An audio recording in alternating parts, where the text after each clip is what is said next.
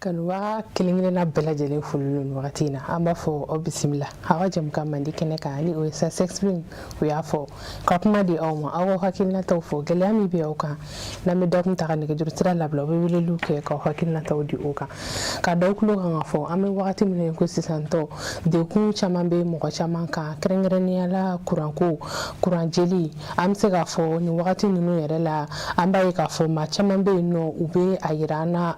bololo fe ka yira ka fo ubi uka puerba ku du charge la walma ka ventilateur rechargeable una nyona chama abi ke sababu ka jini fo ka se do de problème se do yere mo ka so be jini a sababu la una nyona chama kura yere be saka ke sababu ka so jin to godi muni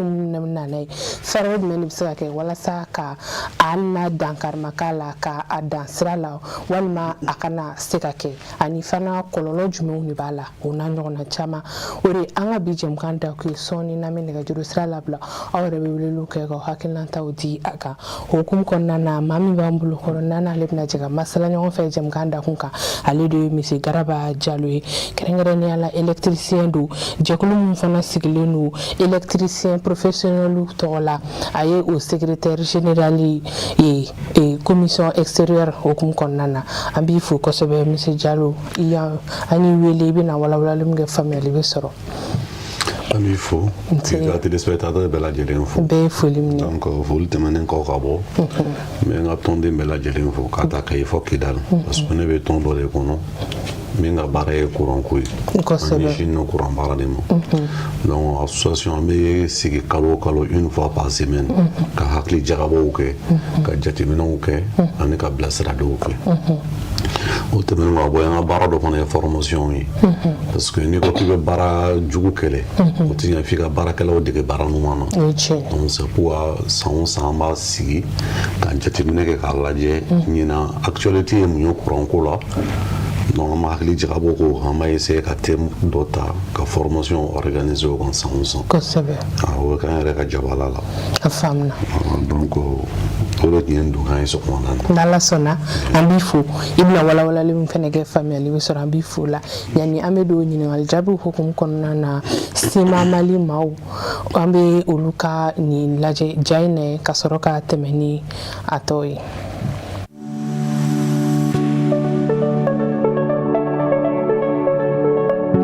Ici, au Mali, avec une industrie cimentière nationale, moderne et maîtrisée. CMM produit des ciments conçus pour répondre aux exigences réelles des chantiers modernes. Sur le terrain, chaque ouvrage est soumis à des contraintes élevées. Charges importantes, structures en béton armé. Pour les bâtiments et grands ouvrages, le choix du ciment est une décision structurelle. Résistance mécanique, régularité des performances, sécurité à court et long terme. CEM2 42.5, un ciment polyvalent, adapté aux ouvrages courants, offrant un excellent confort de mise en œuvre et une performance maîtrisée sur chantier. Un ciment d'ici pour bâtir l'avenir du Mali. CEM1 42.5, haute résistance, conçu pour les ouvrages lourds, les structures porteuses et les projets de grande hauteur. Une prise contrôlée, une limitation des fissurations et une durabilité renforcée dans le temps. Avec ces deux ciments spéciaux, CMMSA confirme son leadership, son engagement en faveur du Made in Mali et s'impose durablement comme la référence du ciment pour les grands projets et les constructions modernes au Mali. La qualité internationale produite au Mali. CMM, le ciment, notre métier.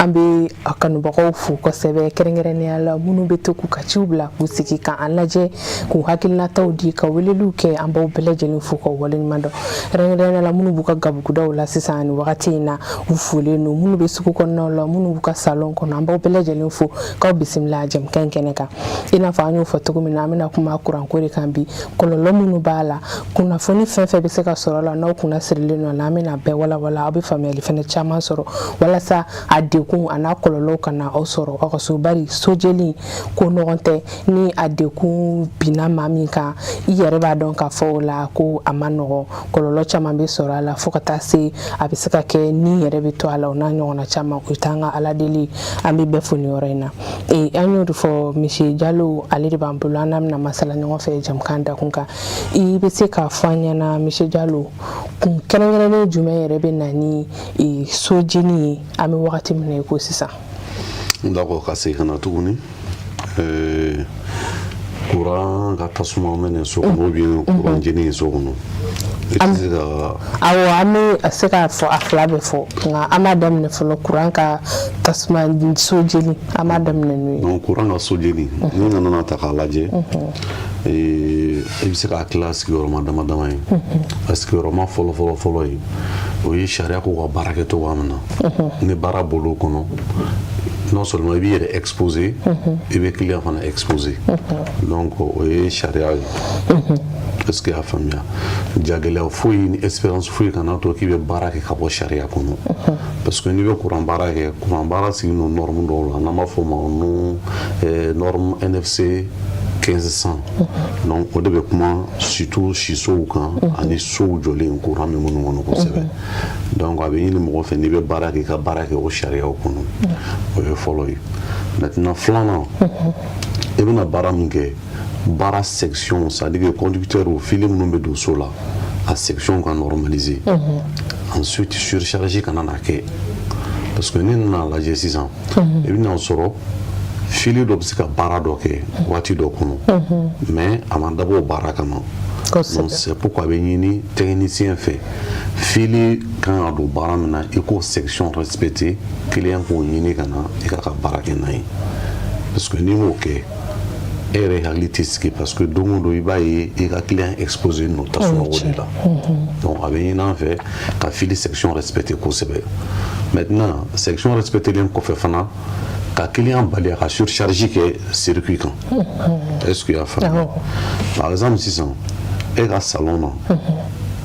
et décoration de fait on comme il y a sur prise client on devait à baraquer ou bien président là devait caparer par contre même mes salons à kacha au président là donc il va essayer de rallonger d'eau donc peut-être qu'il n'a rallongé il y en a fait un sur le cadeau donc ma berlonger avait choré là avait choré à bord alors que rallongé qu'on l'a on est sur le fil de maman on va fait tout le maman on va donc le fait qu'il y avait donc à bord finalement avec Maria mais au bel amour on va essayer de débrancher qu'à essayer de régler ou tirer la nuit pour que ça soit posé donc au fin on te fait un amour et va le biga souvent ou bien dans un salon et qu'à présider à café rallonger parce que rallonger nous voulait très généralement à section à d'abord faire mon gamin en bas exagéré bon nous surcharger donc la président ou bien rallonger avec calayadi bon kalaya o de nan tasuma koyi maintenant o tasuma fana bɛ na waati min na e t'a dɔn a bɛ kɛ k'i to sunɔgɔ la wa tasuma bɛ na k'i to baarakɛyɔrɔ la wa a bɛ k'i sigi ni ɲɛna wa i t'a kɛ kuma dɔn maintenant n'a danna tasuma fana ma peut-être que o la sécurité bɛ se ka kɛ joona mais tasuma bɛ exploser o de ye kojugu ye parce que n'a a tasuma na sugu a bɛ wuli a bɛ ci de donc n'a ci la a bɛ yɛrɛkɛ ka taa yɔrɔ bɛɛ donc i bɛna ye hakili b'a ye tuma min na ou bien a bɛ signalé waati min na ko tasuma bɛ yen o b'a sɔrɔ a ye tiɲɛni kɛ ka ban donc ka ɲini mɔgɔw fɛ sariya kɔnɔ baara ka kɛ sariya kɔnɔ ampoule kan ka sigi yɔrɔ min na rideau kala t'a sɔrɔ ampoule ka sigi prise kan ka sigi yɔrɔ min na rallonge kan ka tɛmɛ yɔrɔ min fɛ fauteuil tɛ sigi a kan a ka sigi c'est à dire que vraiment salon ka kɛ yɔrɔ ye ou bien siso ka kɛ yɔrɔ ye électricité côté là ni le mɔgɔw hakili sigi a kana kɛ fɛn bɛɛ ɲagaminen bɛ ɲɔgɔn na ye kosɛbɛ donc o de bɛ na ni kasara caman ye yanni an bɛ ɲininkali filanan kɛ i ka kuma la sa y'a yira k'a fɔ a ka prise ka caya yɔrɔ la prise cayalen an bɛ se k'a fɔ o bɛ se ka dɔ bɔ a courant charge la o ni danfara jumɛn an b'a ye fana an bɛ wagati min na ko sisan an ka décoration kow la an bɛ yiridenw k'u layɛlɛ fu sanfɛla la fo u bɛ na se safo yɛrɛ ma kilimu ni ɲɔgɔn cɛ yɛrɛ n'a sɔrɔ fenêtre bɛ yen nɔ sa yiridenw layɛlɛlen don sanfɛ an b'a ye k'a fɔ u bɛ yiridenw yɛrɛ tigɛ cogo dɔ la ka a kɛ mais ka kilimu yɔrɔnin bɔ a la mais ka décorer kilimu sanfɛla ni a kɛrɛ fila ninnu bɛɛ la kilimu fili dun bɛ taa duguma de ni o sugu ninnu kaw bɛ kɛ i bɛ se ka jumɛn fɔ an ye o yɔrɔ fana na. Bon, oui, travaux de manœuvrage ou des. Est-ce qu'il y a famille? Parce que très généralement, et n'état dans circuit terminant courant on fait, ou la terminant de Goumala on fait. Donc, avec une fait nive rideau calan sigi fenêtre nous porte au rond, bien décoration qu'on a. Il court au jatimene. Maintenant, au cas ni e hakili ma se ka o jateminɛ mais baara kɔnɔ ni accident kɛla a bɛ ɲini fɛ fana ka a signaler sotigi a karisa ne bɛ ka nin baara kɛ mais nin yɔrɔ la kasara kɛla n bolo est-ce que ti ka technicien wele ka na ka vérifier ne ye mɔgɔ dɔ ye muso nana k'a b'a ka rideau falen a yɛlɛla k'i jɔ fauteuil kan, a b'a dɔn courant y'a ci fɔ k'a kirin parce que rideau kala support fixé la kogo yɔrɔ min na a visite taara bɛn fil de ma donc ale nana dɔrɔn ka rideau fanima ta sisan ka bɔ yen donc i bɛ rideau ninnu fan ta ka bɔ yen o la i tɛ se ka foyi sentir mais lorsque a ye rideau falen sisan k'a b'a don support kun dɔ la courant y'a ci. Donc après on est venu, on a vérifié qu'il y a un rideau kala support sigi nous kogo yɔrɔ min na a ye fil dɔ blessé. Bon ça c'est des cas accidentels i bɛna sɔrɔ non seulement min fana y'a sigi a ka ca ala fɛ ale b'a dɔn parce que o baara natu i tɛ se k'a kɛ ka ban ni courant min ci i tɛ se ka visite o fil la ka ban ni courant min ci à moins que raison de sécurité dɔw tun bɛ yen soit gant b'a tigɛ la ou bien waati min na a bɛ visite don i b'a sɔrɔ courant kun tɛ yen donc fo mɔgɔw hakili to o fɛnɛ sugu ninnu fana la olu fana ye fɛn min cɛ ka jugu kosɛbɛ baara la parce que a bɛ se ka na nin kɛra mɔgɔw de ɲɛna et puis heureusement que muso kɛra mɔgɔ ye min ye mɔgɔ giriman ye sinon a na sugu a bɛ se ka na ni kasara ye a ma sigi ni min kosɛbɛ an b'a ye fana i ko mɔgɔ dɔw fana bɛ yen nɔ u b'a fɔ ko ampulu yɛlɛma dɔrɔn de don ko gɛlɛn tɛ i yɛrɛ bɛ a changer a ma se ka taa électricien wele o la bɛn yalima olu fana an b'o baaramisɛnnin minnu kɛ an yɛrɛ ka sɔrɔ an ma électricien wele o ye kɔlɔlɔ ye wa. bon baaramisɛnnin tɛ kɔlɔlɔba ye parce que c'est pourquoi a bɛ ɲini électricien fana fɛ i bɛ ampulu sigi position min na ampulu ka se ka falen hali ni e tɛ yen parce que n'a fɔra tuma dɔw par exemple e ye électricien e bɛ boli ka so mugu la e ka wuli ka bɔ boli ka so mugu la ka taa ampulu kelen dɔrɔn falen Torokɔrɔbugu i b'a ye souvent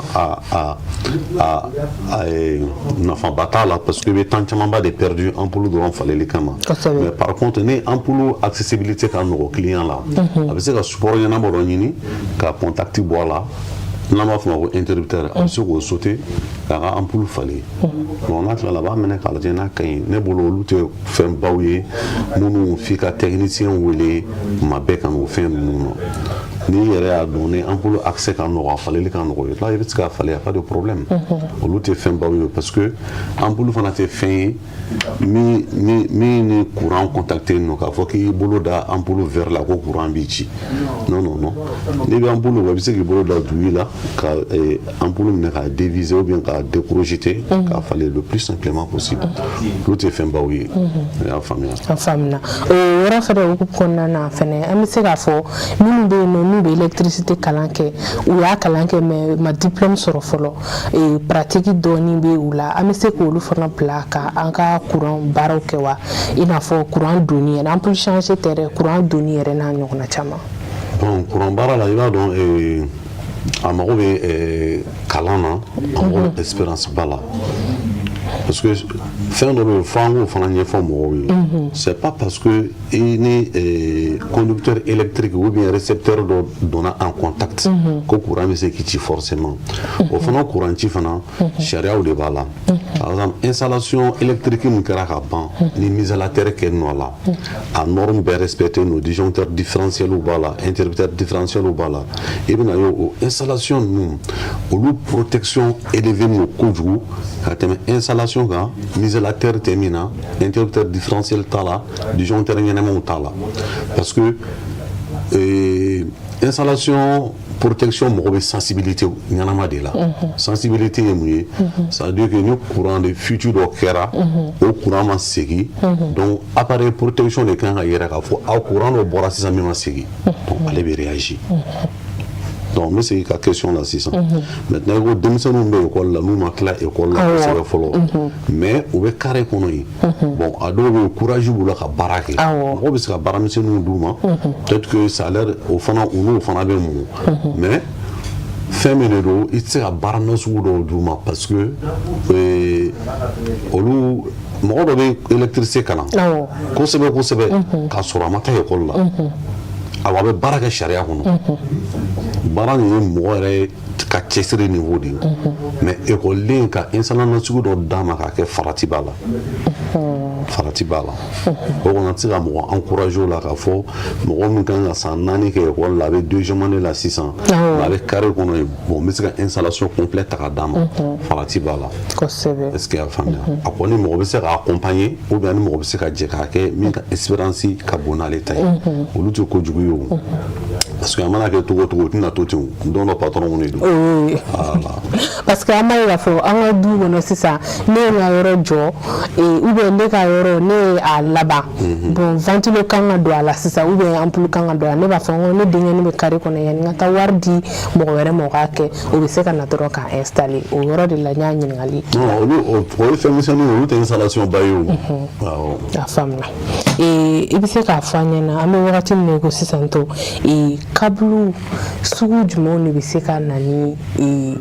yɔrɔ jenini an bɛ wagati min na parce que i ko ko kɛrɛnkɛrɛnnenya la horloge mun bɛ don ko mɔgɔw tɛ bɛn n'a ɲuman ye i bɛ se k'a ɲuman dɔn cogo di e yɛrɛ hakili la k'a fɛn parce que i b'a ye fɛn dɔw bɛ yen nɔ u b'a fɔ k'a prix ka ca mais fɛn ɲuman tɛ mais an dun fana an minnu t'a domaine kɔnɔ an bɛ ɲuman kɛ min prix de ka ca i bɛ se ka jumɛn fɔ bon kabulu ni k'a fɔ nin kabulu ka ɲi installation dɔ la nin kabulu ma ɲi installation dɔ la o baara ka gɛlɛn maintenant parce que i b'a dɔn n'i bɛ minɛn san surtout courant minɛ i bɛna sɔrɔ courant minɛ information technique dɔw de bɛ na misaliya la horloge ko kuma fɔ an bɛ misaliya ta horloge kan ne bɛ horloge ɲɛnama kɛ horloge jumɛn ye o horloge minnu taara n ko b'a san sugu la n'i y'a sɔrɔ industriel ye papier dɔ dilan ka d'a kan ko nin horloge kɔnɔ filikisɛ 3 de b'a kɔnɔ a filikisɛ kelen o kelen section ye 1 millimètre carré ye o ɲɔgɔnna 3 de b'a kɔnɔ nin horloge kɔnɔ ne diɲɛ ye 2 mètres ye ou bien n diɲɛ ye 3 mètres ye nin horloge kɔnɔ fɛn dɔ bɛ ne la n'an b'a fɔ o ma ko fusible courant min kan ka tɛmɛ ne fɛ o ye 5 ampères n'a tɛmɛna 5 ampères kan fusible bɛ yɛlɛ bon i b'a sɔrɔ fabricant yɛrɛ bɛ information dɔw di a ka produit ma yan'a ka bila sugu la maintenant partant de ces informations e de b'a lajɛ ne mago bɛ min na est ce que o ye nin ye est-ce que nin bɛ se ka ne mago ɲa nin tɛ se ka ne mago ɲa misaliya la e ye horloge dɔ sɔrɔ sisan o information technique b'a kan mais horloge longueur tɛ k'a fɛrɛ kɛ e mago bɛ horloge min na o ye 10 mètres ou bien 15 mètres alors que e ye horloge min sɔrɔ sisan information ɲɛnamaw b'a kan o ye 3 mètres ye yɔrɔ a baara ka gɛlɛn a ma nɔgɔn voilà donc k'a fɔ ko nin fili fana kɛ ou bien nin fili man ɲi i b'a dɔn ni usine ye fɛn o fɛn dilan a ka ca ala fɛ a ka ɲi peut-être que e de bɛ se ka baara kolon k'a la ou bien i bɛ se ka a taga don baara dɔ la a man ka don baara min na mais usine y'a dilan ni hakilina min ye a ka ca ala fɛ a bɛɛ ka ɲi charge ko ta fanfɛla fɛnɛ na i bɛ se ka jumɛn fɔ an ye mun bɛ se ka kɛ sababu ye ka yɔrɔ jeli éviter bon min bɛ se ka kɛ ka yɔrɔ jeli éviter o ye sariya de ye a fɔra ko nin fili section ye 1,5 mm carré nin fili dabɔra de ka ampoule den 6 ou bien ampoule den 5 de bila kan ka bɔ nin longueur ni longueur la mais o fili min o bɛ e bolo ka so kɔnɔ ne y'o ta k'e ka cuisinière électrique bila kan bɛɛ b'a dɔn ko cuisinière ou bien four électrique ko o section fili min kan ka kɛ k'o alimenter o kɔni tɛ 1,5 ye parce que ni 1,5 don a la a bɛ kalaya bon fɛn min na a bɛ koko kɔnɔ ɲɛ t'a ye pour un début client nana a y'a ka furu minɛ a y'a ye il n'y a pas de problème i ka wari di ma i taara mais e yɛrɛ b'a dɔn conscience professionnelle la i ye nin baara min kɛ nin ye nin ma dabɔ nin kama bon don o don mɔgɔtigiw b'a utiliser peut-être que don o don a b'a utiliser pour 2 heures ou bien pour 1 heure du temps mais don min na ni événement spécial dɔ b'a ka so kɔnɔ o don a bɛ se ka tasuma ta o parce que fili bɛna kalaya f'a bɛ mɛnɛ parce que baara fanga bonya fili ma donc a bɛ kalaya f'a bɛ jeni donc i b'a ye k'a fɔ ko fili min kun donna la nin t'ale fili ye kosɛbɛ parce que ni fili section kɔni ma respecté dɔrɔn a bɛ na ni kasara ye a bɛ na n'a ye surtout que minɛn no moteur bɛ minɛn min na parce que i b'a sɔrɔ olu ka appel de courant ka bon pour que o ka wuli o bɛ wuli ni courant ba de ye bon courant ba fana mago bɛ fili ba de la i tɛ se ka courant ba bila fili fitinin kan a bɛ na ni kasara ye. A bɛ na n'a ye kosɛbɛ an bɛ k'a ye fana an bɛ wagati min na ko sisan tɔ san yɛrɛ an b'a fɔ alhamdulilayi dɔɔni parce que samiya donna sumaya bɛ don nka ni funteni wagati don sisan an b'a ye k'a fɔ courant ko gɛlɛyalen don an bɛ wagati min na sisan an ka jamana kɔnɔ caman bɛ yen nɔ an bɛ baara kɛ ni power bank de a dun bɛ fɔ n'i b'i da i ka fɛnw bɛ débrancher ka sɔrɔ k'i da mais courant i t'a dɔn courant bɛ na wagati min i t'a dɔn a bɛ tigɛ wagati min na a dɔw bɛ kɛ k'a sɔrɔ a bɛ na k'i to sunɔgɔ la ka tigɛ k'i to sunɔgɔ la o hukumu kɔnɔ téléphone bɛ brancher chargeur bɛ brancher frigo bɛ brancher fɛn bɛɛ bɛ brancher i b'a bɛɛ brancher ka sɔrɔ k'i da mais ni o cas sugu nana sisan i bɛ se ka sojeli éviter cogo di o yɔrɔ ninnu na parce que i kelen don ka fɛn bɛɛ brancher e dun dalen de don an b'a ye k'a fɔ a power bank ou bien ventilo rechargeable ninnu u bɛ tiɲɛni kɛ mɔgɔ dɔw k'u fɛ téléphone branchelen don i dalen don o bɛ kalaya fo k'a kɛ dekun ye i bɛ se k'a jumɛn fɔ o yɔrɔ la. non n bɛna fɛn fɔlɔ min f'i ye mɔgɔ tɛ téléphone bila i kunkɔrɔ k'i da. ayi an b'a ye ka fɔ. n'i ka kuma faamuya n bɛ ka na n'a ye ça veut dire que i kana téléphone masurunya i la i da yɔrɔ la quoi. Au moins, c'est une téléphone qui il te faut 3 mètres. Parce que le téléphone on des électromagnétiques donc dégagés. Peut-être que ni n'a fla de ɲɔgɔn kan de i b'a sentir kosɛbɛ. O ye fɔlɔ ye filanan. Courant tigɛ kama mɔgɔw bɛ fɛn caman brancher ɲɔgɔn fɛ ka bila. I b'a dɔn kɔlɔlɔ damadamaw de b'o la a kɔlɔlɔ fɔlɔfɔlɔ ye min ye i ka consommation énergétique bɛ bonya kosɛbɛ mɔgɔ caman b'u plaignant la k'a fɔ ko bon nin waati in na an tɛ courant sɔrɔ mais courant bɛ nalen waati fitinin min kɛ a facture ka bon kɔrɔlen ye parce que i bɛna sɔrɔ fɛn bɛɛ b'a fɔ k'u bɛ wuli ɲɔgɔn fɛ donc ni fɛn bɛɛ k'a bɛ wuli ɲɔgɔn fɛ appel de courant bɛ bonya donc ni appel de courant bonyana disque bɛ boli kosɛbɛ donc n'a bɛ boli kosɛbɛ ani k'a fɔ appareil mɔgɔw bɛ intensité min ni stabilité min o k'o sɔrɔ en termes de régime électrique donc i bɛna sɔrɔ o waati kɔni consommation bɛ bonya est-ce qu'il y a faamuya souvent fɔ dɔw ka fusible bɛ se ka tigɛ donc c'est pourquoi a bɛ ɲini mɔgɔw fɛ i ka se ka lampe témoin dɔ kɛ i ka yɔrɔ dɔ la k'a yira k'a fɔ courant bɛ nin waati ka sɔrɔ ka wuli k'i ka appareil activer est-ce qu'il y a faamuya maintenant min ye power bank ninnu ni ventilateur rechargeable ye parce que i n'o o fɛn o ye fɛn fila de ɲagaminen ye ɲɔgɔn na o fɔlɔfɔlɔ ye min ye o élément ninnu batterie de b'u kɔnɔ est-ce qu'il y a faamuya power bank batterie misɛnninw de kɛ fara ninnu ɲɔgɔn kan k'a kɛ bloc kelen ye maintenant ni nana batterie ta k'a lajɛ batterie mago bɛ temps dɔ de la c'est-à-dire cycle de vie dɔ de bɛ batterie la i b'a dɔn ka batterie charger k'a décharger o ye tile kelen bɔlen a si la mais le fait que a bɛ charger kojuguya o de bɛ batterie ninnu exploser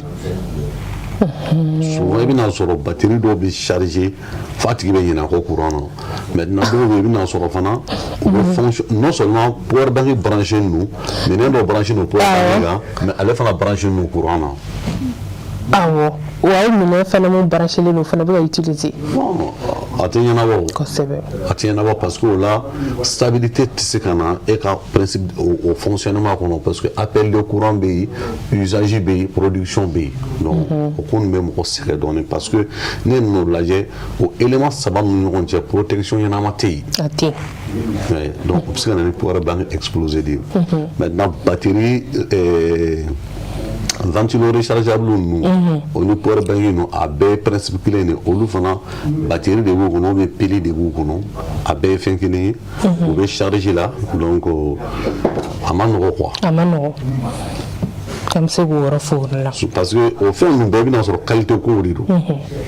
a ko misɛnninw ka ca dɔɔnin dɔɔnin quoi. an bɛ se ka i ɲininka fɛnɛ yalima i ka baara kɔnɔna na i bɛ se k'a fɔ an ɲɛna i bɛ baara in na nin y'a wagati joli baara in fɛnɛ kɔnɔna na i delila ka expérience dɔ vécu ni mɔgɔ dɔ bɛ yen nɔ a baara kɛra a sababu la so jenina courant ko hukumu kɔnɔna na so jenina a degun bonyana a tigi kan ka se degré min ma i bɛ se ka ɲɛfɔli jumɛn ka ɲɛ hukumu kɔnɔ. bon alhamdulilayi an bɛ baara nin kɔnɔ a mɛnna dɔɔnin parce que ne ye baara daminɛ yɛrɛ ye en 2003 de 2003 aujourd'hui ne bɛ baara kɛ n yɛrɛ ye ma baara kɛ mɔgɔ bolo. kosɛbɛ. maintenant min y'an ni client cɛw ye souvent a bɛɛ kan sago ye et puis souvent a bɛɛ tɛ kɛ client sago ye parce que adamaden yɛrɛ sigilen de kan souvent a ka di client ye ale ye wari min bɔ peut-être que a ma satisfait a ka baara kɔnɔ mais olu i b'a essayer ka client rapprocher a kana kɛ degun ye k'a lafaamuya ka wuli ka b'i ka yɔrɔ la ka taa fɛ yen ka taa lasigi k'a ɲɛfɔ a ye karisa nin degun de nana ni nin degun nana ni nin mais m'a ɲini fɛ i bɛ se ka sabali yanni nin waati caman fɛɛrɛ sɔrɔ a la i bɛ racheter rapidement mais maintenant o tɛmɛnen kɔ ka bɔ yen k'a fɔ ko ne yɛrɛ ka baara kɔnɔ n ye degun dɔw sɔrɔ fo ka taa se kasaraba ma min ye client yɛrɛ tɔɔrɔ walahi n bɛ ala barika da ne ma deli ka dogo ɲɔgɔnna kɔnɔ fɔlɔ parce que a tɛ komi an bɛ se baara nin bɛɛ ye o tɛ ala de y'an kisi a ma quoi parce que nul n'est parfait et nul aussi n'a le monopole de la technologie donc fɛn n'i mana dɔn cogo o cogo mɔgɔ dɔw de ye kalan la yan i ma taa kalan yɔrɔ foyi kana i y'a kalan Bamakɔ yan minnu y'i kalan o fana bɛ Bamakɔ yan mais olu ye kasara dɔw sɔrɔ ala y'e kisi o ma donc i bɛ ala fo k'ala barika da mais nin bɛɛ a ka kɛ baara ka kɛ sariya kɔnɔ ye o de ka ɲi. Ya faamuna i bɛ se ka fɔ an ɲɛna fɛnɛ kuran ko hukumu kɔnɔna na yalima délai de bɛ a la ni a wagati sera parce que an b'a ye fɛn caman bɛ yen u b'a sɛbɛn a kan a bɛ expirer nin wagati in na délai b'a la dan ye nin yalima o bɛ kuran ko fana na ni wagati dɔ sera i kan ka yɛlɛma dɔn. O bɛ kuran ko la kosɛbɛ. An dun t'o kɛ n'an ye kuran don ka ban o y'a bannen parce que an t'a kɛ mun na an t'a kɛ mais an b'a kɛ de force ou de gré par exemple interrupteur filɛ contact awɔ maa dɔ bɛ na ye contact dɔ bɛ a bouton bɛ sauter ka bɔ a kɔnɔ awɔ i n'a sɔrɔ i b'a fɔ a bɛ magaya awɔ mais bouton t'a kɔnɔ dɔw ta bɛ magaya dɛ dɔw ta i b'a sɔrɔ a t'a kɔnɔ parce que contact fana mago bɛ nombre coup dɔ de la a bɛ taa ni ka segin min kɛ a mago bɛ nombre de coup dɔ la n'a y'o nombre de coup sɔrɔ n'i m'a falen c'est soit ressort bɛ tigɛ a kɔnɔ ou bien a levier bɛ bɔ a la. A programmé de don. C'est programmé kana sigi a la ampoule lampe ninnu an b'a fɔ ma ampoule n'i ye lampe ta k'a lajɛ lampe bɛ dilan temps de fonctionnement dɔ de ye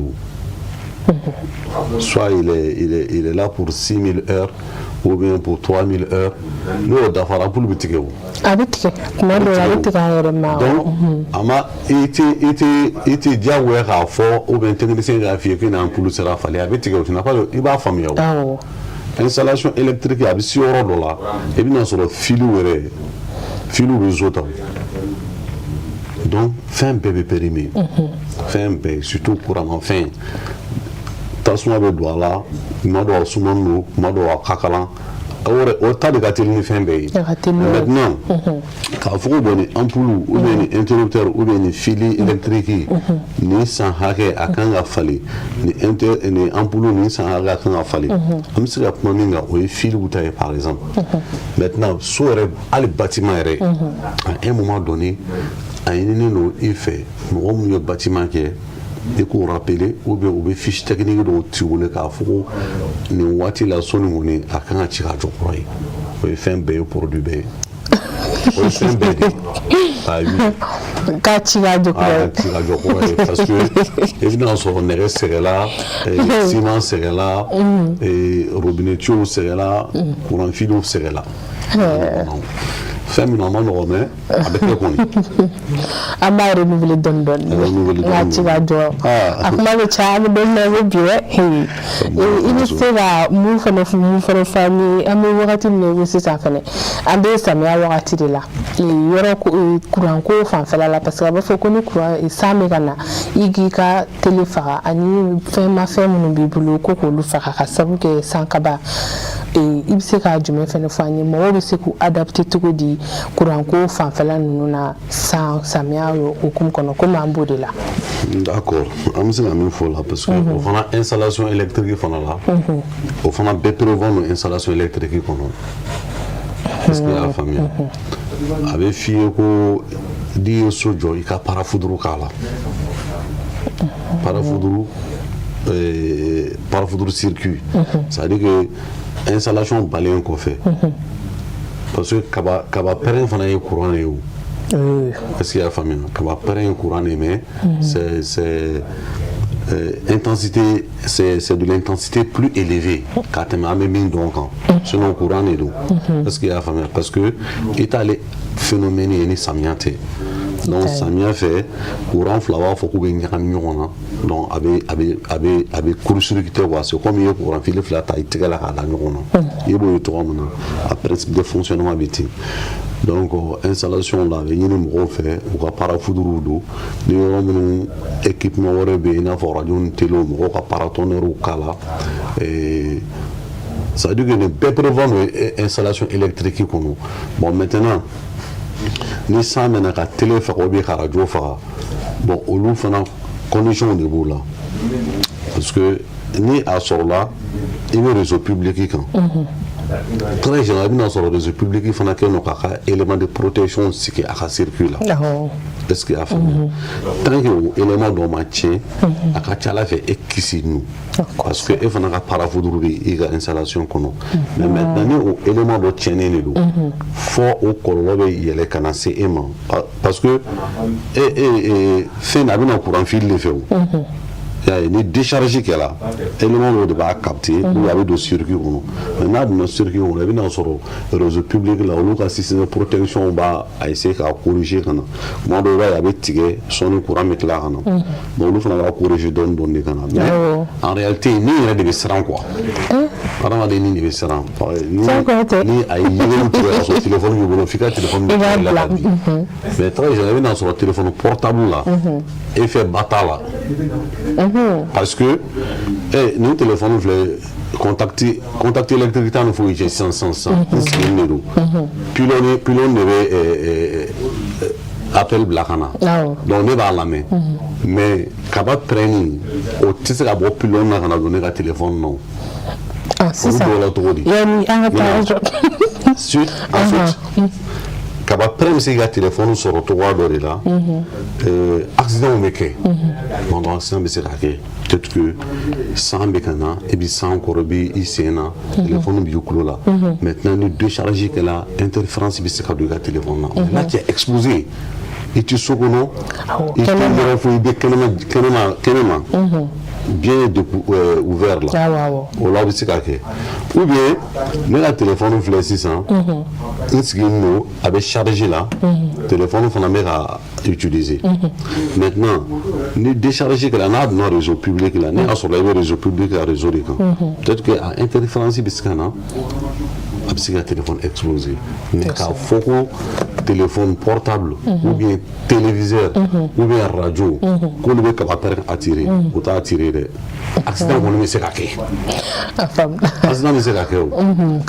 mɔgɔ dɔ bɛ yen a bɛ moto kan a ka casque sirilen don a kɔfɛ a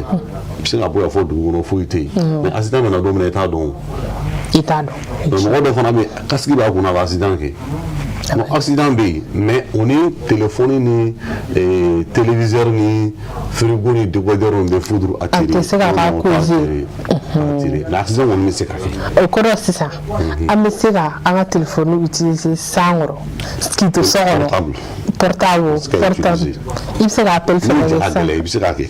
parce que ni kaba yɛrɛ la mɔgɔ bɛ siran o de la o mais ne b'a dɔn techniquement téléphone kɔni t'a attirer ne y'o dɔn téléphone t'a attirer mais mɔgɔ ja ka fɛgɛ ni kaba ye n'a yɛlɛla la i bɛ fɛn fɛn kɔni i b'a dabila fɔlɔ kɛ hali ni bɛ lecture de la cahier kɔnɔ n'a ye yɔrɔ tigɛ i b'a bila fɔlɔ kosɛbɛ donc ni yɛrɛ bɛ siran ne de nature quoi a faamuna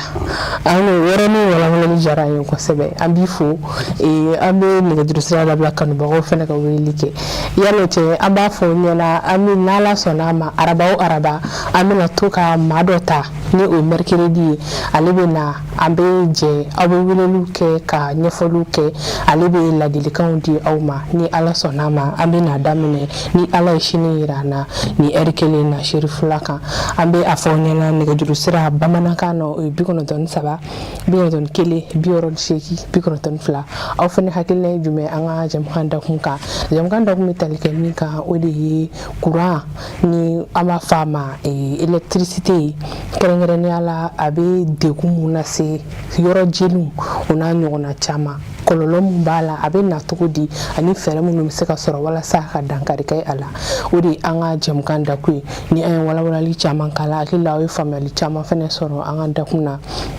kanubaga kelen na bɛɛ lajɛlen folen no abusanu an b'a fɔ yan fo Kaduvare a cɛsirilen no jɛmukan ye hukumu kɔnɔna na jɛmukan ye filɛlibaga belebeleba an b'a fɔ Buguni Lamisa Sisuma an b'a fɛnɛ fɔ nin yɔrɔ in na kosɛbɛ a fɛnɛ ye jɛmukan in kanubaga jɔnjɔn ye kosɛbɛ an b'u bɛɛ fɔ an bɛ a fɔ ɲɛna aw kana décourager n'a y'a wele n'a m'a sɔrɔ a b'aw timinanja n'a y'a sɔrɔ fɛnɛ a bɛ hakɛ to a b'aw mabɔ teliw la walima aw k'u faga walasa an bɛ se ka kumakanw mɛn ka ɲɛ cogo min na k'a fɔ aw ɲɛna nɛgɛjuru sira bamanankan n'o ye 93 91 68 92 allo an b'a fɔ aw ɲɛna n'a y'a wele n'a m'a sɔrɔ aw kana décourager aw timinanja weleli la aw hakilina fɛnɛ ye jumɛn ye an ka jɛmukan dakun kan ni an bɛ wagati min na ko sisan tɔ maa caman bɛ yen nɔ u bɛ u plaignent k'a jira k'a fɔ degun caman b'u kan kɛrɛnkɛrɛnnenya la yɔrɔ jeliko fanfɛla la ani fana an b'a ye k'a fɔ an ka téléphone fo ka taa se an bɛ minnu kɛ ka téléphone charger allo allo tɔgɔ duman jamu duman k'an wele ka bɔ awele ka bɔ Côte d'Ivoire Ibrahim Bari Grand Law an bɛ Côte d'Ivoire n'a lamini bɛɛ fɔ an balimakɛ tɔgɔ la i hakilina ye jumɛn an ka jɛmukan dakun kan bon ne kɔni ta ye foli de ye ka tribunal baarakɛla bɛɛ fo cɛ ni muso bɛɛ ye foli minɛ ka karamɔgɔ yɛrɛ fo Serifu Kan Madani Haidara a ye foli minɛ kosɛbɛ Ala ka bolo mɛn a ka baara la amina yarabi an kɔni an bɛ sirifɛla lajɛ kosɛbɛ yɛrɛ a ka d'an ye o diyara n ye kosɛbɛ an b'o fo Ala ka tile nɔgɔya nse amina yarabi Ala ka duwawu bɛɛ lajɛlen minɛ an b'o de fɔ kanubagaw ɲɛna hali n'an ye so siri an tɛ kuma la aw ni ce aw ka weleliw la fo ka taa se allo n'a y'a wele n'a m'a sɔrɔ aw kana décourager aw timinanja weleli la allo allo nse i tɔgɔ ni jamu k'an wele ka bɔ an bɛ Seware n'a lamini bɛɛ fo n'o tɔgɔ la i hakilina ye jumɛn ye an ka jɛmukan dakun kan walima ɲininkali de b'i bolo k'a kɛ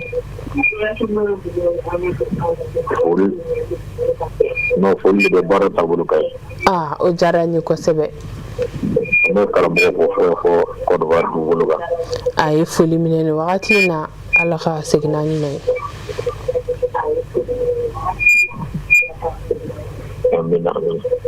an b'i fo nin wagati in na an bɛ Mopti n'a lamini bɛɛ lajɛlen fo kɛrɛnkɛrɛnnenya la Sevarekaw an b'o fo kosɛbɛ aw ni ce aw ka weleliw la allo allo waaleykum salam tɔgɔ duman jamu duman k'an wele ka bɔ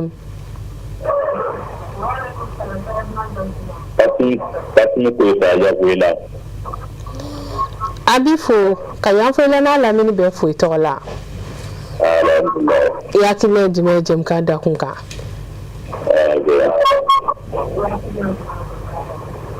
bon hakili ye min ye tiɲɛ na jɛmukan ka ɲi kojugu o diyara n ye sirifila yɛrɛ tiɲɛ na sirifila ye nisɔndiya min d'an kan an tɛ se k'a fɔ ka taa dan o diyara n ye kosɛbɛ k'aw fo ka taa wagati bɛɛ sirifila kɔni sirifila ninnu ka ɲi kojugu an ye foli minɛ an b'i yɛrɛ fo kosɛbɛ i ni ce i ka wele la nse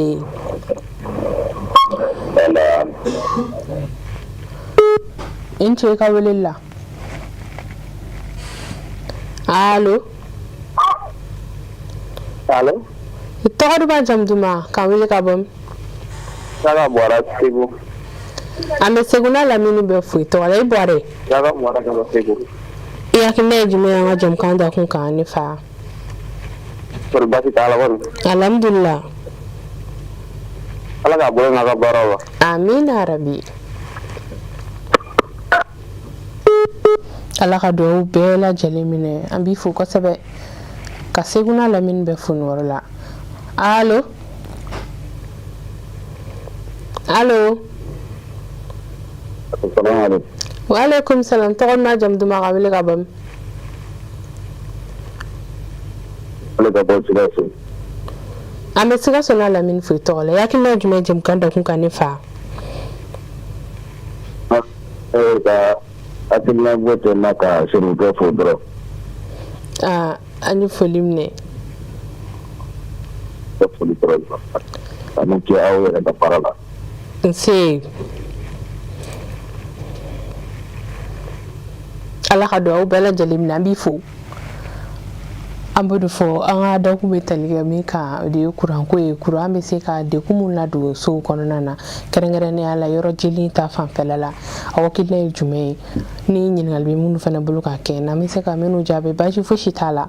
aw bɛɛ bisimila an ka kɛnɛ kan allo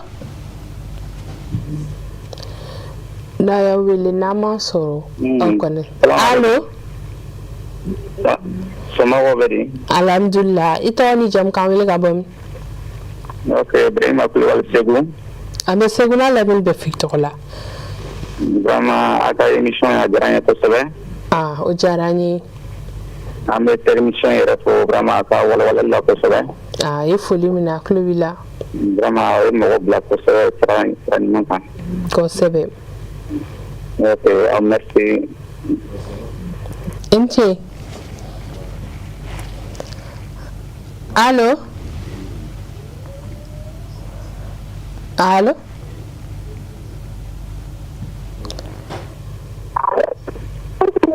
allo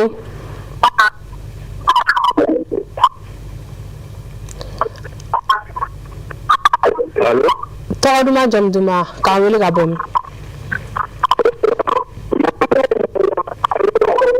Ibrahima Traoré. an b'i fo ɲari hakilina jumɛn ye jamukan da kun kan ne fa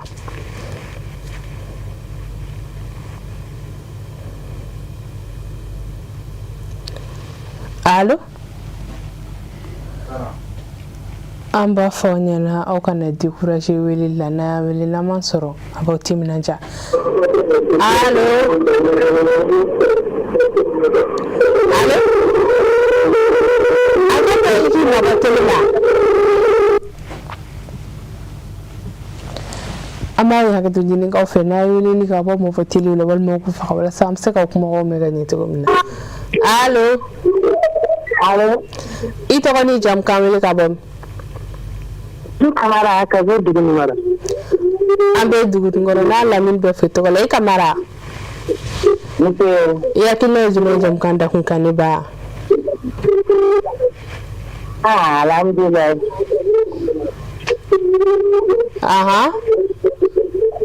Ala k'aw bolo mɛn a ka baara la. amina rabi Yarabi Ala ka si di aw ma. ami Ala k'an ɲɛmɛ karamɔgɔ yɛrɛ la. amina rabi Yarabi Ala k'an bɛɛ nafa n'u ka kuma sanumanw ye. amina rabi Ala k'i yɛrɛ bolo mɛn i ka baara la ka sini kunbɛn di ma. amina Merci ani baraji. nse ala k'o jɔ u bɛɛ lajɛlen minɛ an b'i fo i Kamara an bɛ mɔgɔ laban ta ka appel jɔ yen allo allo allo salaamaaleykum wa rahmatulah. waaleykum salam tɔgɔ duman jamu duman k'an wele ka bɔ min Keita Mariam Jikɔrɔ ni Para. an bɛ Mariam fo kosɛbɛ i Keita i hakilina ye jumɛn ye jamukan da kun kan Ne ka hakilina ye min ye ne b'a fɛ ka ɲininkali min kɛ. O de ye minnu bɛ taa n'u ka frigo ni u ka fɛnw bɛɛ bɛ so kunkurunin kelen de kɔnɔ denbaya bɛɛ b'a kɔnɔ. O dun bɛ branché ka si frigo tɛ se ka an tɛ frigo bɔ courant na an b'a to courant na. O ni fɛnɛ an ka chargeur fɛnɛ kuma caman i b'a ye chargeur bɛ kalaya. Chargeur ka kalayali nin yala o fɛnɛ bɛ se ka kɛ problème ye wa? Ne ka ɲininkali y'o de. Faamuna. A b'aw bɛɛ lajɛlen fo. Bɛɛ ye foli minɛ i ni ce i ka weleli la an bɛ kanubaga kelen-kelenna bɛɛ lajɛlen fo minnu y'an wele n'u m'an sɔrɔ an minnu y'an sɔrɔ a bɛɛ lajɛlen folen don k'a fɔ aw ɲɛna an ni maa min bɛ ɲɔgɔn bolo ka kuma an ka dakun kan ale de ye Monsieur Garaba Jalo ye électricien don an b'i fo kosɛbɛ caman weleli kɛ sisan u ye foliw kɛ k'u hakilinataw di min ye ɲininkali kɛ i bɛ se ka jumɛn fɔ a ka ɲininkali kɔnɔ. donc an bɛ bɛɛ fo fɛn o fɛn a ka ci bila k'an wele ka dugawu don ka foli kɛ an b'a bɛɛ lajɛlen fo k'a diyara an ye. maintenant min ye ɲininkali kɛ k'a fɔ ko sokuru kelen kɔnɔ i bɛna sɔrɔ appareil caman bɛ ɲɔgɔn sɔrɔ a kɔnɔ ala ni kɔlɔlɔ b'a la donc a kɔlɔlɔ b'a la a kɔlɔlɔ fɔlɔ-fɔlɔ ye a ka consommation bɛ bonya. parce que frigo sariya ko ka frigo sigi yɔrɔ la fiɲɛ bɛ frigo sɔrɔ yɔrɔ min na parce que frigo principe de fonctionnement la ni nana lajɛ frigo bɛ funteni de dégager a bɛ kalaya kosɛbɛ tuma dɔw tɛmɛtɔ n'i bolo maga la i b'a senti k'a kalaya surtout a kɔfɛla la mais surtout n'a bɛ so fana kɔnɔ ka fara o kan donc i bɛ na ye a bɛ kalaya kojugu alors que n'a bɛ kɛnɛma fiɲɛ bɛ ciliw kɛ fiɲɛ bɛ to k'a sɔrɔ non seulement moteur bɛ si sɔrɔ a tɛ kɔrɔ ɲɛnama jeni et puis a production ka teli ka tɛmɛ so kɔnɔ ta kan maintenant chargeur minnu bɛ kalaya power bank bɛ kalaya u bɛɛ bɛ so kelen kɔnɔ oui parce que u tɛ bɔ courant na fɛn fɛn n'a tɛ bɔ courant a bɛ kalaya est-ce que y'a faamuya donc a bɛ ɲini fɛ i mago b'a la waati min na i b'a utiliser ni mago t'a la i b'a bɔ courant na mais ka taa chargeur don courant na i y'a san don min na fo ka taa fɔ téléphone tiɲɛna ou bien chargeur explosé la a tɛ bɔ courant na o fana ma nɔgɔ a bɛ kalaya o diyagoya parce que chargeur kɔni tant que a bɛ courant na courant bɛ tɛmɛ a fɛ téléphone b'a la o téléphone t'a la courant bɛ tɛmɛ a fɛ non kana se kala mais munna a bɛ kalaya n'i y'a lajɛ i b'a sɔrɔ a voyant ni minɛn ninnu a ye courant de donc ni mago t'a la i b'a bɔ courant na ni mago b'a la i b'a to yen a y'i ka téléphone charger a faamuna ko k'i ɲininka fɛnɛ mɔgɔ minnu bɛ yen nɔ ni u bɛ baara kɛ mansinmafɛn ninnu na walima i bɛ baara minnu k'a la ko kɔlɔlɔ bɛ a hukumu kɔnɔ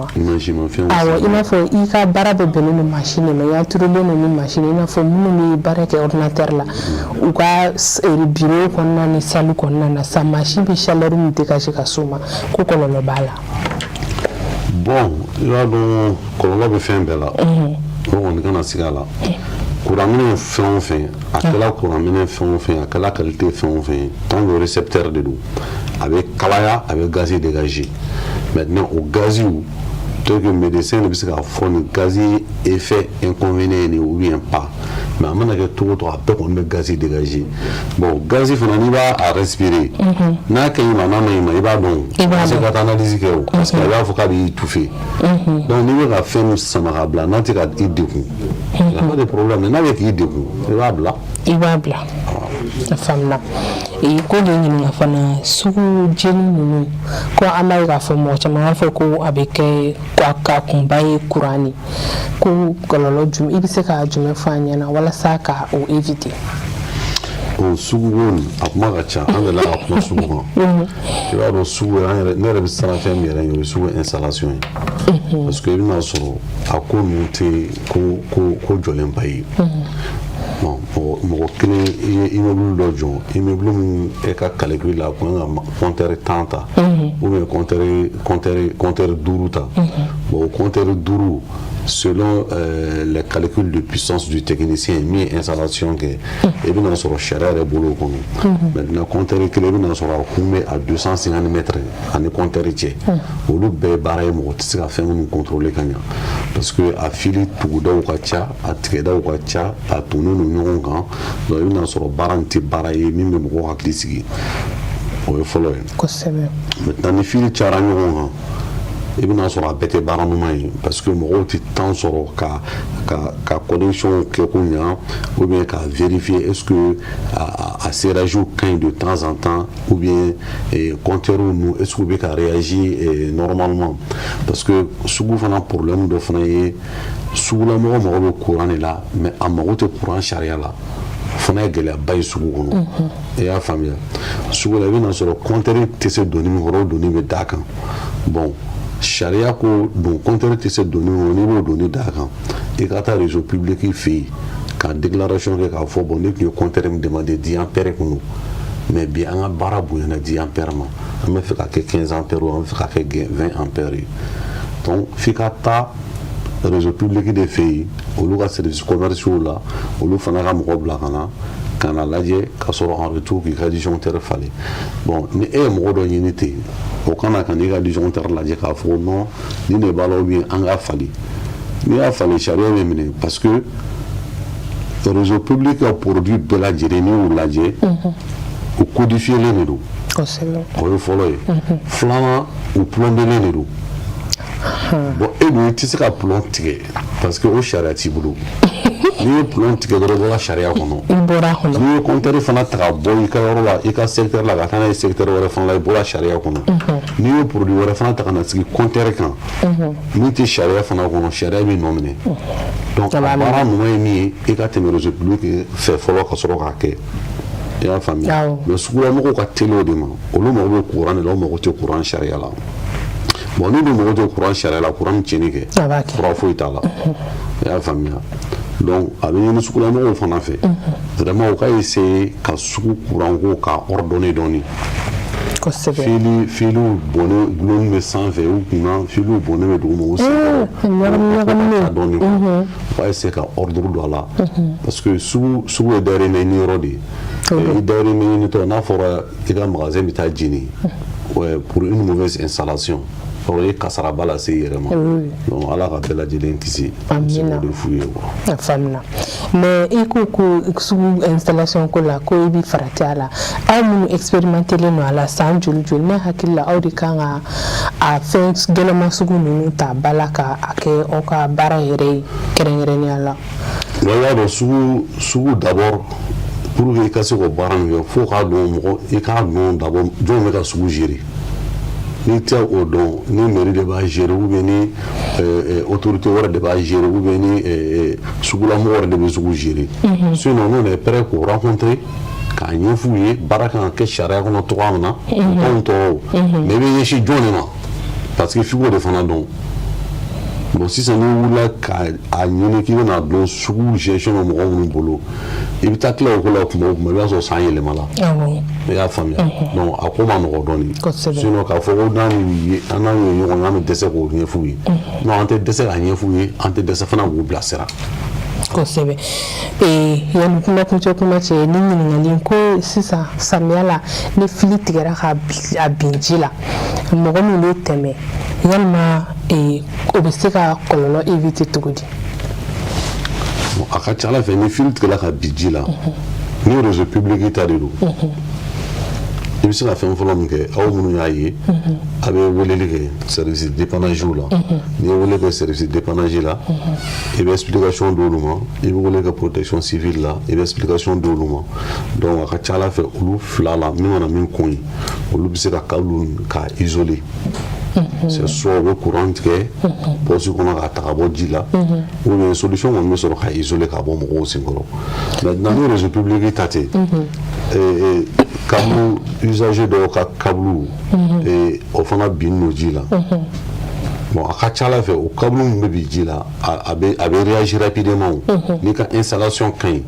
i bɛna sɔrɔ disjoncteur différentiel ninnu b'a jira k'a fɔ courant dɔ bɛ ka bɔ min tɛ ka segin donc ni courant bɛ bɔ n'a tɛ segin ale ka baara ye ka réagir ka déclencher parce que disjoncteur différentiel ka baara y'o de ye a bɛ courant compteur sauter a yɛrɛ ma a bɛ compteur sauter a yɛrɛ ma n'a ma se k'o kɛ n'a sɔrɔ a bɛ ligne individuelle dɔ de kan i bɛna sɔrɔ fana o interrupteur différentiel fana bɛ sauter parce que olu ka baara ye ka mɔgɔ de kisi ye mais o kisili fana kɔnɔ a bɛ ɲini fɛ fana i k'o sariya fana respecter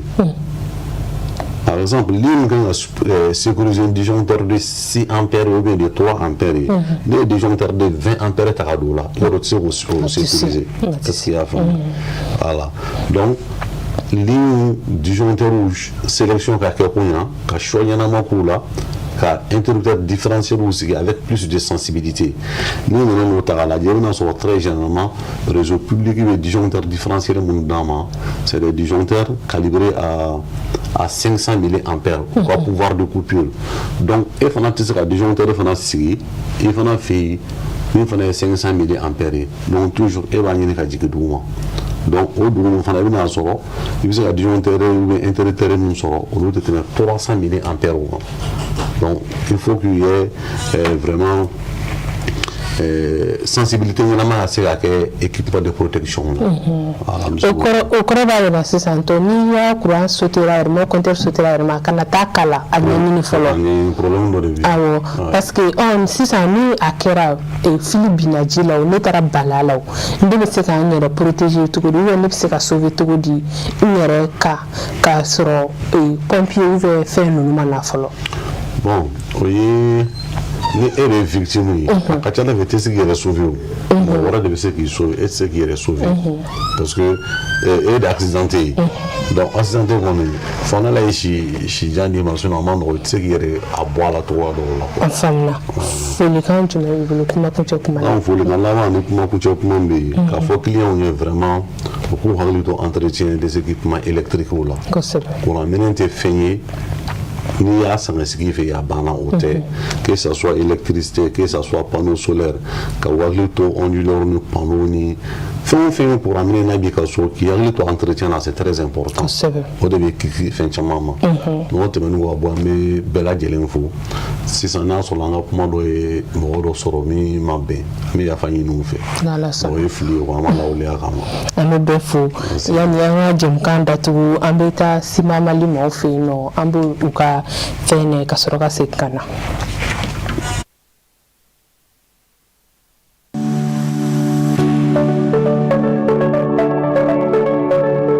A bɛ daminɛ yan Mali la an ka usine bɛ ciment dilan anw fɛ yan n'a bɛ kɛ ni diɲɛ seleke naani diɲɛ laban minɛnkuraw ye min n'a faamuyalen don anw fɛ CMM ale bɛ ciment dilan waasa ka se k'anw ka haminanko bɛɛ lajɛlen ta an ka chantier kɔnɔ dɔw ka baara fanga ka bon a fanba ye béton armé ye so ani baara caman bɛ minnu na olu ciment sugandili bɛ kɛ ni wolomali de a kolo ka gɛlɛn a bɛ fɛn caman kun min n'a lakanalen don kudayi CEM2 42.5 ciment in a bɛ labaara fɛn caman na a bɛ baara daw la ani a kɛcogo ɲuman yira chantier kɔnɔ CEM1 42.5 kolo gɛlɛya dan a dilannen don chantier kama i n'a fɔ sangaso a bɛ ɲɔgɔn minɛ ka ɲa a pɛrɛn-pɛrɛn man di wa n'a bɛ mɛn a bɛ fanga sɔrɔ ka taa fɛ ni ciment kɛrɛnkɛrɛnnen fila ye CMMSA a y'a ka ɲɛmaaya yira wa k'a ka cɛsiri kɔfɔ made in Mali hukumu kɔnɔna la ani a tilara ka ciment dilan min bɛ danfara yira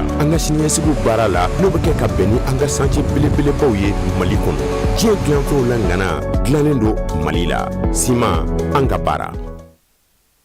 Bɛɛ lajɛlen foli don k'a fɔ aw ɲɛna araba o araba ni ala y'o yira an na ani kanubagaw bɛ ɲɔgɔn sɔrɔ yan nɔ ani stage dɔ ni an bɛ se k'a fɔ a ma imamu ale bɛ kɛ yan nɔ an bɛ ɲininkaliw a bɛ ɲininkaliw kɛ aw b'aw ka ɲininkaliw k'a la a bɛ ɲininkaliw jaabi basi fosi t'a la gɛlɛya minnu bɛ aw ka du kɔnɔnaw na a bɛ wagati min ko sisan tɔ furuso gɛlɛyaw fo ka taa se sokɔnɔna sigiw yɛrɛ ma balimayaw n'a ɲɔgɔnna caman aw bɛ ɲininkaliw kɛ hakɛw hukumu kɔnɔna na a bɛ u jaabi ni ala sɔnna ma an ka jɛmukan mina bolo de ka araba o araba k'aw bɛɛ fo k'aw bɛɛ waleɲuman dɔn minnu ye an wele n'u m'a sɔrɔ aw minnu y'a sɔrɔ o foli hukumu kɔnɔ an b'an ka techniciens fo kosɛbɛ u jɔyɔrɔba bɛ jɛmukan in kɔnɔna na ni o ye Mohamed Keyita Abu Jabate Regi la Saka Kulibali an b'u bɛɛ fo jɛmukan in fɔra aw minnu k'aw bɛ se k'a lajɛ bi su in na 1h30 2h30 Serifula Jabaranso kan an bɛ kanbɛn dɔw ye ni ala ye sini yira an na ni heure kelen na Serifula Jabaranso kan aw bɛɛ kanbɛn.